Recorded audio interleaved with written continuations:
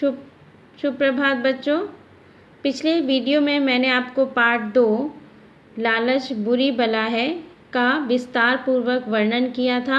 आज मैं अभ्यास कार्य में शब्द संपदा से आरंभ कर रही हूँ। सबसे पहले है विलोम शब्द। मूल्यवान का मूल्यहीन।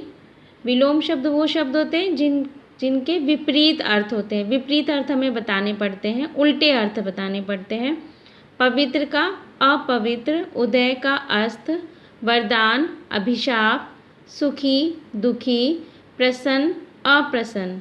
पर्यायवाची शब्द में है पुष्प, प्रसून, कुसुम, फूल। यानी पुष्प को हम इन तीनों नामों से बुला सकते हैं, जिन्हें हम समानार्थी शब्द भी कहते हैं पर्यायवाची को। यानी ऐसे शब्द जिनके समान अर्थ वाले और भी शब्द हो। राजा को हम नृप, नरेश, भूपति कह सकते हैं। पुत्री को सुता, कन्या और बेटी। आइए आगे का भाग देखते हैं। इसमें अनेकार्थी शब्दों के दो दो अर्थ लिखने हैं। यानी कि सोना जो है उसके दो अर्थ है। उसे एक तो सोना जिसे हम स्लिप कहते हैं, और धातु मतलब जो हम जिनके आभूषण बनाते हैं, यानी सोने की जो वस्तुएं होती हैं अर्थात हम आभूषण का प्रयोग करते हैं। पत्र का पत्ता, लीफ या चिट्ठी, लेटर। नाना मतलब माँ के पिता जो होते हैं उन्हें हम नाना कहते हैं, और नाना मतलब प्रकार भी होता है। कहते हैं ना, नाना प्रकार के व्यंजन उपलब्ध थे वहाँ। व्यंजन का मतलब खाना भी होता है, फूड, या फिर हम वर्ण का एक भाग भी है। आपने वर्ण विचार जब पाठ किया था तो वहाँ पे आपने देखा था।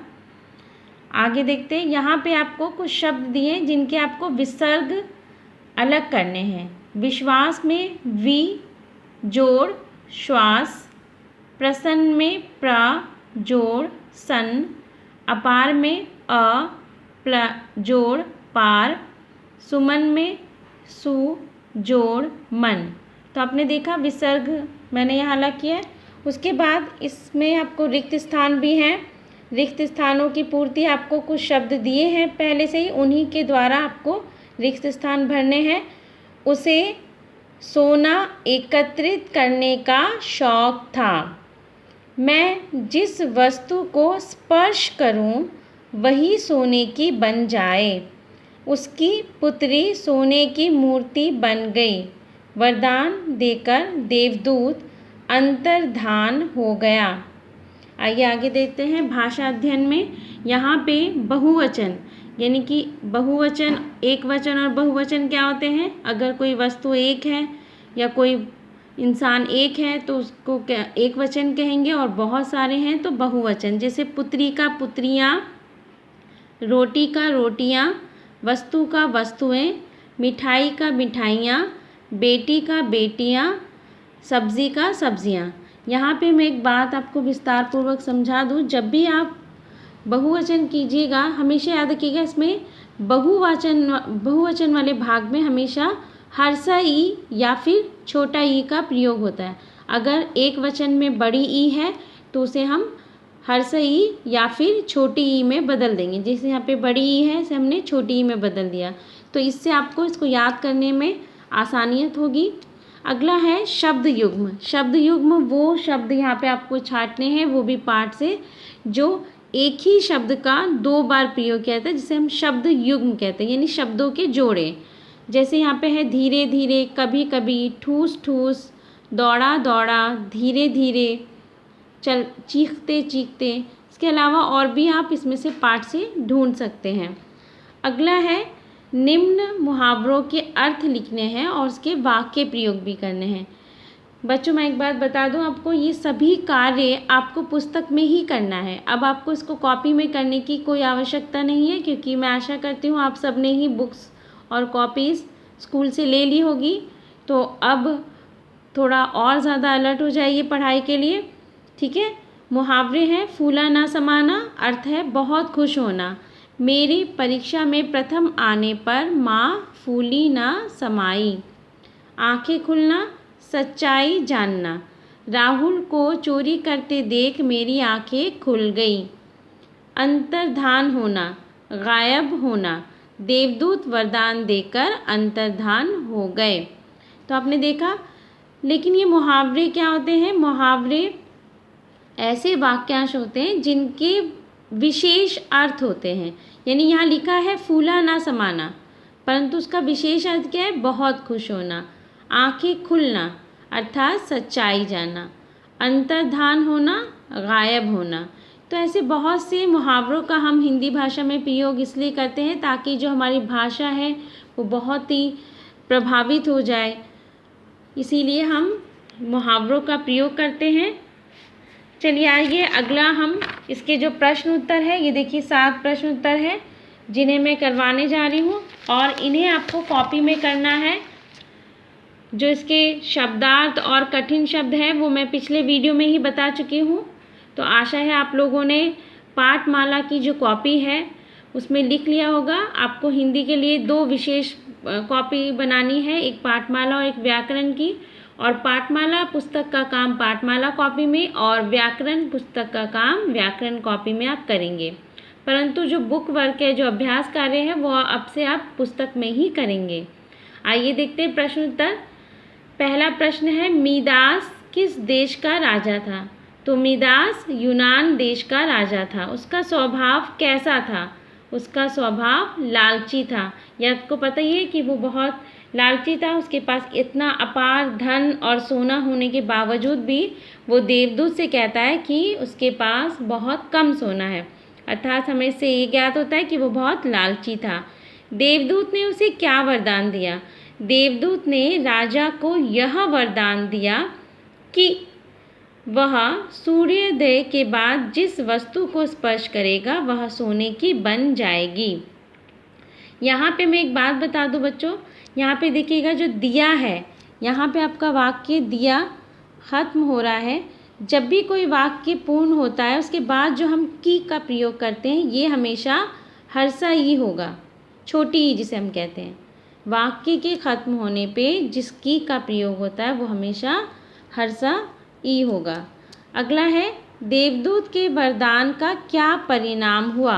यानी कि देवदूत को वरदान तो मिल गया परंतु उससे उस पर क्या प्रभाव पड़ा, क्या परिणाम निकला? देवदूत के वरदान का यह परिणाम हुआ कि, अब देखिए यहाँ भी वाक्य खत्म हो रहा है, इसके बाद जो की का प्रयोग करेंगे वो हर्ष ही होगा, छोटी ही होगा, परंतु जब 2 शब्दों के बीच में, 2 संज्ञा के बीच में की आता है तो वो बड़ी ही होता है, यानी हर्ष ही, सॉरी दीर्घ ही होगा। मैं आपको यहाँ पे बार बार बड़ी और छोटी इसलिए बताती हूँ कि शुरू से आपने बड़ी छोटी किया ताकि आपको वो याद रहे, परंतु आपको हर्षई और दीर्घई का प्रयोग अधिक करना है। कि राजा जिस भी वस्तु को छूता वह सोने की बन जाती थी, यहाँ तक कि रोटियाँ, सब्जियाँ, पानी, पेड़ पौधे और उसकी प्यारी पुत्री भी सोने की बन गई। तो क्या परिणाम निकला कि वो जिस भी वस्तु को उसने छुआ था वो सभी कैसे बन गई? सोने की। अर्थात ना तो वो खा पी सकता था और ना ही अपनी पुत्री को प्रेम कर सकता था, क्योंकि वो अब एक मूर्ति बन चुकी थी। अगला है, मीदास की पुत्री किस प्रकार पुनर्जीवित हुई? पुनर्जीवित का अर्थ है क्योंकि वो सोने की मूर्ति बन चुकी थी तो वो जीवित कैसे हुई, फिर से वो अपने असली रूप में कैसे आई? मीदास की पुत्री को पुनर्जीवित करने के लिए देवदूत ने एक पुष्प को पवित्र जल में भिगो कर दिया, जिसे सभी वस्तुओं एवं उसकी पुत्री पर छिड़कने से वह पुनर्जीवित हुई। अर्थात हमने देखा कि जब मीदास को अपनी गलती का एहसास होता है, जब उसकी सभी आसपास की वस्तुएं सोने की बन चुकी है, उसे बहुत अफसोस होता है। ना तो वो खा पी सकता था और ना ही अपनी पुत्री को प्रेम कर सकता था। अब उसे ये समझ में आ गया कि सोने से अधिक महत्वपूर्ण हमारे जो भोजन सामग्री है, जो हमारे प्रियजन है, वो ज़्यादा ज़रूरी है। तो उसे बहुत अफसोस हुआ अपने वरदान पर, और तब देवदूत ने आके उस पर दया दिखाकर जो वरदान है वो वापस ले लिया। उसके लिए उन्होंने एक प्रक्रिया बताई कि किस तरह से वो अपनी चीज़ों को पुनर्जीवित अर्थात फिर से उसी असली रूप में ला सकता है। उसके लिए उन्होंने क्या किया, एक पुष्प को पवित्र जल में भिगो कर दिया और उन्हें सभी वस्तुओं पर छिड़कने के लिए कहा। फिर से वो वस्तुएं पुनर्जीवित हो गई। अंत में उसने देवदूत से क्या कहा, यानी कि अंत में जब देवदूत से वो क्या कहते हैं, अंत में राजा ने देवदूत से कहा, हे देवदूत, मुझे सोना नहीं चाहिए, मैं पहले सुखी था। अब मैं समझ चुका हूँ कि सोने के बिना मनुष्य जीवन व्यतीत कर सकता है, परंतु भोजन, जल और प्रियजनों के बिना नहीं। यानी अब उसे ये ज्ञात हो गया था कि सोना ही सबसे मूल्यवान नहीं होता है, बल्कि जो हम भोजन, जल और जो हमारे प्रियजन हैं वो उस सोने से अधिक मूल्यवान है। इस पाठ से क्या शिक्षा मिलती है? तो हमने इस पाठ से क्या शिक्षा प्राप्त की? इस पाठ से यह शिक्षा मिलती है कि लालच का परिणाम हमेशा बुरा होता है। इसलिए कहते हैं ना कि मनुष्य को लालच नहीं करना चाहिए, क्योंकि लालच का परिणाम हमेशा कैसा होता है बच्चों? बुरा होता है। अब मैं आपको कुछ आवश्यक सूचनाएं देना चाहती हूँ। मुझे आशा है आपको सबको पुस्तकें मिल गई होंगी। तो जो पिछले अभ्यास कार्य है, पिछला जो पाठ है वो आप उसमें भर लीजिएगा, उसके जो अभ्यास कार्य उसको लिख लीजिएगा पुस्तक में ही। और आपकी सुलेख की 2 पुस्तकें मिली होगी जिन्हें आपको पृष्ठ संख्या 8 तक पेन से करना है, क्योंकि आप कक्षा 5 में हैं तो अब आपको पेन से सुलेख लिखनी है। बहुत सुंदर लिखावट में आपको सुलेख करना है। और इसके अलावा आपको हिंदी की 2 कॉपियाँ बनानी है मुख्य रूप से, एक तो पाठमाला के लिए और दूसरा व्याकरण के लिए। एक कॉपी और भी बनानी है आपको गृह कार्य के लिए। बीच बीच में मैं आपको कोई ना कोई होमवर्क देती रहूँगी, तो वो आपको उस गृह कार्य कॉपी में करना होगा। यहाँ पे कई बच्चे मुझसे प्रश्न पूछ रहे थे कि आप तो मैम ब्लैक पेन यूज़ करती हैं, तो हम लोग भी वैसे ही ब्लैक और रेड यूज़ करेंगे। नहीं बच्चों, आपको सिर्फ नीले रंग का ही पेन प्रयोग करना है, क्योंकि मैं वीडियो बनाने के लिए, ताकि आपको अक्षर बहुत सुंदर उभर कर आए, इसलिए मैं ब्लैक पेन का यूज़ करती हूँ। लेकिन आपको सिर्फ नीले पेन का ही प्रयोग करना है प्रश्न और उत्तर दोनों लिखने के लिए। आशा करती हूँ आप बहुत अच्छी और सुंदर लिखावट में लिखेंगे। और अभ्यास कार्य जो रिक्त स्थान है वो आपको अब पुस्तकों में ही करना है, कॉपी में उसको करने की आवश्यकता नहीं है। इसके अलावा मैंने अगर आप स्कूल वेबसाइट पे जाएं तो आपको क्वेश्चन बैंक दिया हुआ है, वहाँ पे आप क्लिक करेंगे तो आपको कक्षा 5 के हिंदी के जो प्रश्न बैंक है या क्वेश्चन बैंक है वो मिल जाएंगे। वो आपको गृह कार्य कॉपी में इसी पाठ के, यानी पाठ 1 के भी करने थे और पाठ 2 के, दोनों के ही गृह कार्य कॉपी में आपको स्वयं करने हैं, अर्थात मैं उसके उत्तर आपको नहीं बताऊंगी। बहुत छोटे छोटे प्रश्न हैं, आशा करती हूँ आप ज़रूर कर पाएंगे, बहुत आसान है। तब तक के लिए सुरक्षित रहिएगा। अगले पाठ के साथ अगले वीडियो में आपसे मुलाकात करती हूँ। धन्यवाद।